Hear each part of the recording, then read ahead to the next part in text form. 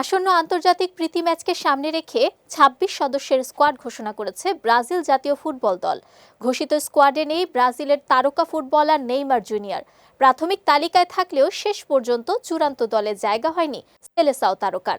সম্প্রতি চোটের সমস্যায় ভুগছেন এ তারকা। সান্তোসের হয়ে শেষ ম্যাচেও খেলতে পারেননি নেইমার, যা কোচের পরিকল্পনায় প্রভাব ফেলেছে। এদিকে দীর্ঘদিন পর জাতীয় দলে ডাক পেয়েছেন তরুণ ফরওয়ার্ড এন্ড্রিক। এছাড়া ব্রেন্টফোর্ডের ফরওয়ার্ড ইগোর থিয়াগো প্রথমবারের মতো জাতীয় দলে ডাক পেয়ে ২৬ সদস্যের স্কোয়াডে জায়গা করে নিয়েছেন। আক্রমণ ভাগে বার্সেলোনার রাফিনিয়া ও রিয়াল মাদ্রিদের ভিনিসিয়াস জুনিয়র নেতৃত্ব দেবেন। তাদের সঙ্গে চেলসির জোয়াও পেদ্রো এবং ম্যাথিউস কুনিয়াও দলে রয়েছেন।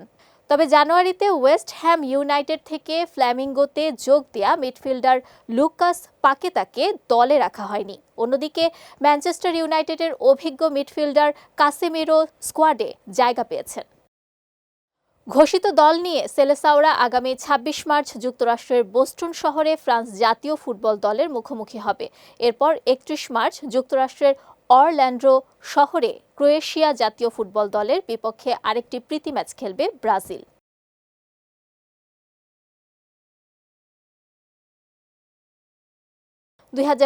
সালের ফিফা বিশ্বকাপে নিজেদের সেরা পারফরমেন্স দিতে তৈরি হচ্ছে ব্রাজিল। আর সে লক্ষ্যেই আসন্ন দুটি প্রীতি ম্যাচকে সামনে রেখে ব্রাজিল দলের প্রস্তুতি ইতিমধ্যেই শুরু হয়েছে। বিশ্বকাপের আগে সেরা দল গঠন করাই এখন কোচ কার্লো আনচেলত্তির প্রধান লক্ষ্য।